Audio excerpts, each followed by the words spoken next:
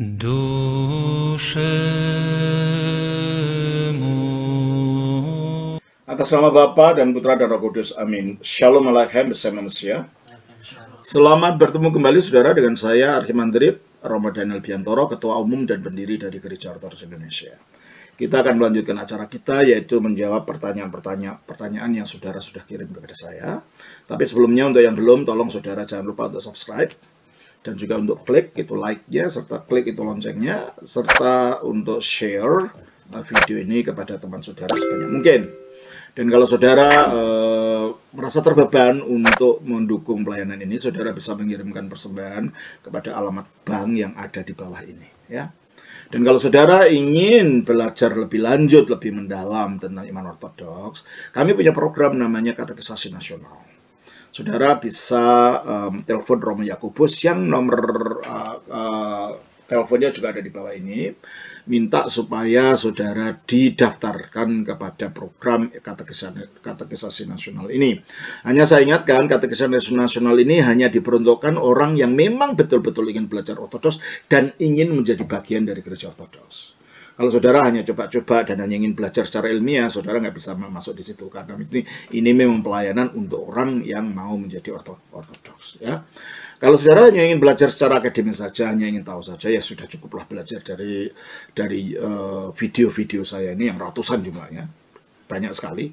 Saudara bisa belajar dari awal kalau mau, ya. Saya dari situ saja. Tapi kalau saudara ingin belajar lebih formal, kami punya program sekolah tinggi teologi ortodoks yang diampu oleh Bapak Artemius Thomas Matulesi. Saudara bisa telepon Romo Yakobus yang sama tadi, minta untuk dihubungkan dengan Bapak Artemius untuk menanyakan seluk-beluk mengenai sekolah ini. Jangan tanya saya ya, nanti jangan tanya di Messenger atau apa, sebab saya tidak tahu apa-apa. Ini teknisnya Pak Artemius yang mengurusi. Saya hanya mengajar di situ, oke? Jadi kalau Anda kalau masalah sekolah teologi jangan tanya saya, tanya ke Pak Artemius. Nah, juga sebelum saya lanjutkan, saya ingin menawarkan kami mempunyai banyak buku-buku. Ya, ada yang karangan saya, ada yang karangan orang lain, ada yang terjemahan, ya, ada yang karangan saya sendiri, ya. Nah, ini kalau saudara ingin memilih buku-buku yang saya tulis atau buku-buku terbitan kami, saudara bisa menelpon Ibu Theodora, ya. Ini nomornya 0812-8959-8568, ya. Saudara bisa minta di sana. Dan kalau saudara ingin mengunjungi atau ingin beribadah dengan kami, nanti di akhir dari setiap video kami ini selalu akan kami daftar alamat-alamat dari parokia kami dan komunitas-komunitas yang ada di beberapa tempat. Saudara lihat di sana, nanti kunjungi tempat yang mungkin dekat dengan saudara. Kalau memang di tempat saudara belum ada dan saudara ingin tempat saudara ada perintisan, saudara bisa telepon Romo Yakobus, nanti kita rundingkan bagaimana kita mulai merintis di tempat saudara, ya. Nanti mungkin salah seorang dari kami akan diutus untuk ke sana untuk mengajar di tempat itu. Oke? Baik. Mari kita lanjutkan pertanyaan ini.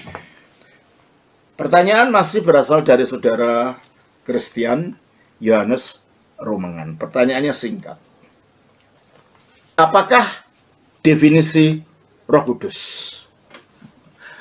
Roh Kudus itu tidak ada definisinya. Pertanyaannya bukan apakah definisi Roh Kudus, pertanyaannya harusnya siapakah Roh Kudus? Kan saya tidak bisa tanya, apakah definisinya Kristen Yohanes Romengan? Gimana memberi definisi? Ya tidak bisa. Sebab Roh Kudus itu adalah rohnya Allah yang ada di dalam diri Allah. Seperti roh saya ada di dalam diri saya. Gimana mendefinisikan roh itu? Tidak bisa, ya. Hanya diketahui siapa Roh Kudus itu. Coba kita baca di dalam 1 Korintus 2 ayat 11. Siapa gerangan di antara manusia yang tahu apa yang terdapat di dalam diri manusia selain roh manusia sendiri yang ada dalam dia? Nah, rohnya manusia ada dalam diri manusia.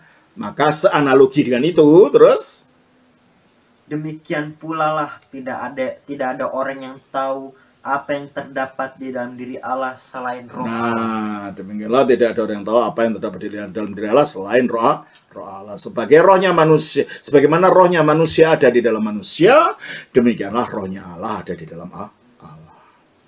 Dan rohnya Allah ini adalah prinsip kehidupan yang melaluinya Allah memberi kehidupan dalam penciptaan. Coba kita baca di dalam Ayub pasal yang ke 33 ayat 4.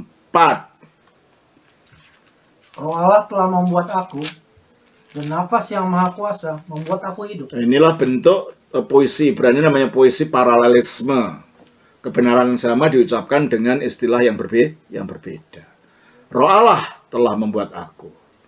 Nafas yang maha kuasa yang membuat aku hidup. Berarti kalau itu roh Allah itu apa? Ya, nafas yang maha kuasa. Itu sebagaimana kita punya nafas ada dalam diri kita. Dan bukti bahwa kita masih hidup punya roh ada nafasnya. Demikianlah bukti bahwa Allah hidup itu ada rohnya yang juga disebut nafasnya.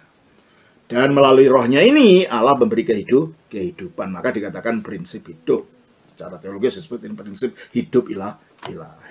Oleh karena itu Allah menciptakan dunia ini melalui dua hal yang ada dalam dirinya.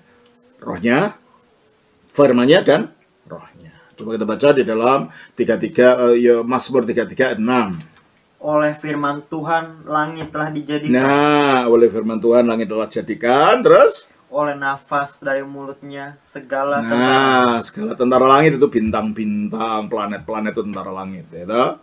Jadi oleh firman Tuhan langit dijadikan, dan oleh nafas dari mulutnya, siapa ini kalau gitu? Ya, rohnya tadi. Segala tentaranya. Jadi Allah menciptakan, Allah yang esa itu menciptakan segala sesuatu melalui firman, memberi hidup pada segala sesuatu melalui rohnya.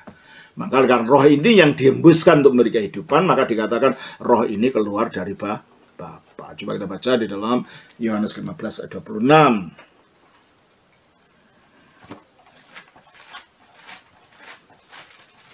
Jikalau penghibur yang akan kuutus dari Bapa datang, yaitu roh kebenaran yang keluar dari Bapa. Roh kebenaran yang keluar dari Bapa.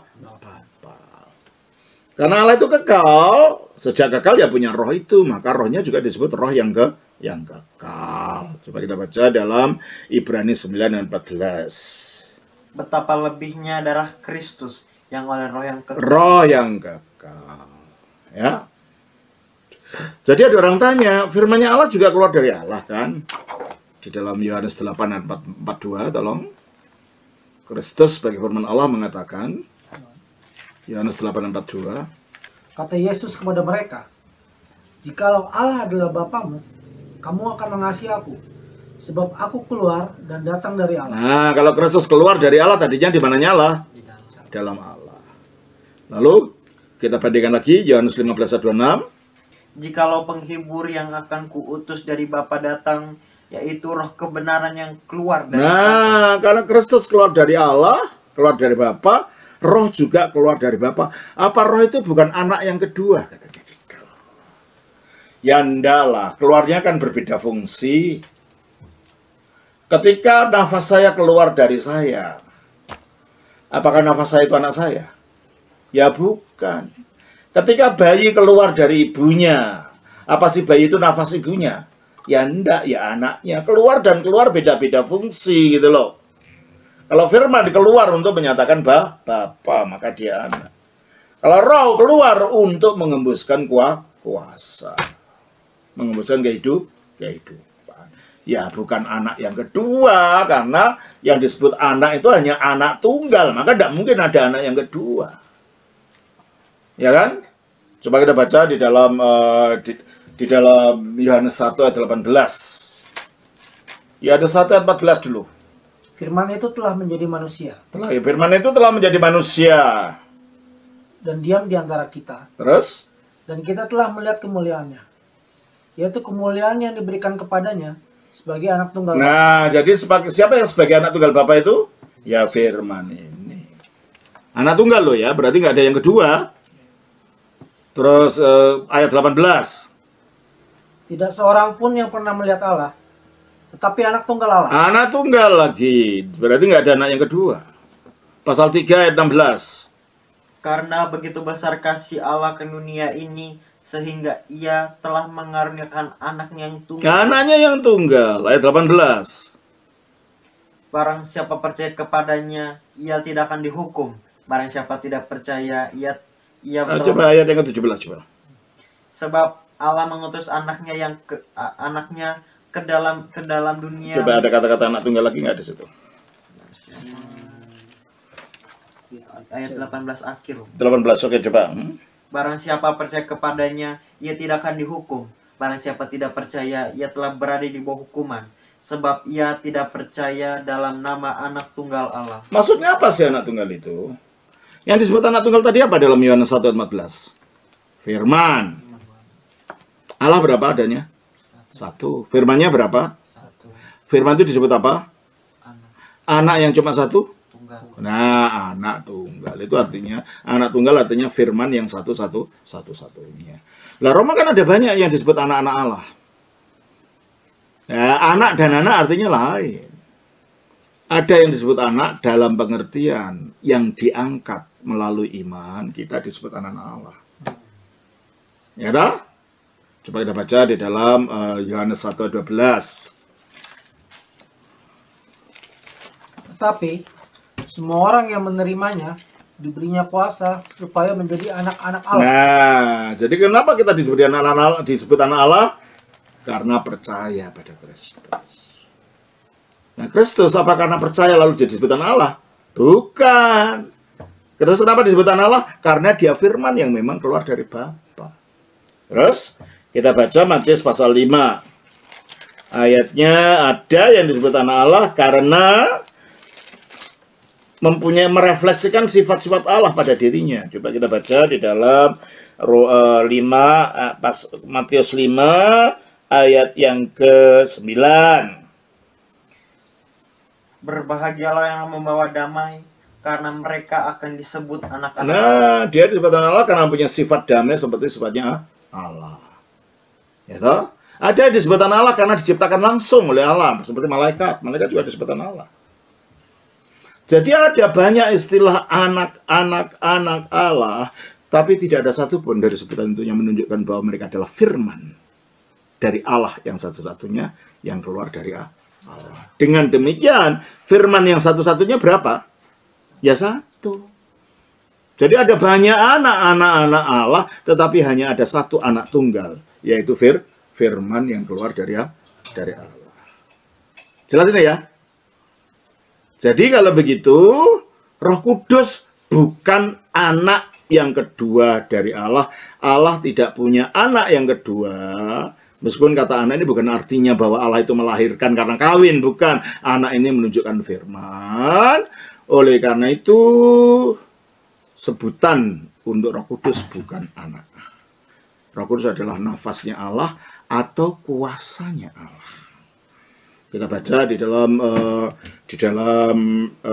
Lukas pasal 1 ayat 34 35. Kata Maria kepada malaikat itu, bagaimana hal itu mungkin terjadi? Karena aku belum suami. Jawab malaikat itu kepadanya, Roh Kudus akan turun atasmu, dan kuasa Allah yang maha tinggi. Nah, Roh Kudus akan turun ke atasmu, paralel lagi, dan kuasa Allah yang maha tinggi akan menaungi. Berarti kalau gitu, sini apa? Roh Kudus apa? Dinyatakan sebagai kuasa, dinyatakan sebagai nafas, dinyatakan sebagai hidup. Itu tadi. Jadi itu loh, jadi kalau definisinya nggak ada, hanya kita tahu Roh Kudus itu siapa, ya ini gitu loh. Ya, jelas ini ya. Dan Saudara Yohanes, coba agak rajin sedikit lah. Lihat dalam YouTube saya itu banyak, cari ketik gitu Roh Kudus, nanti keluar itu. Jadi yang semua ditanyakan sebelum tanya, karena semua banyak jawaban yang banyak pertanyaan yang sama sudah saya jawab. Cari dulu. Jadi saudara-saudara yang kalau mau tanya, lihat dulu, klik ada nggak. Jadi nggak usah ditanyakan lagi, masuk pasti jawabannya ada di situ gitu ya. Sudah. Ya, oke. Saya kira itu saja. Tuhan berkati atas nama Bapa, Putra, Roh Kudus. Amin.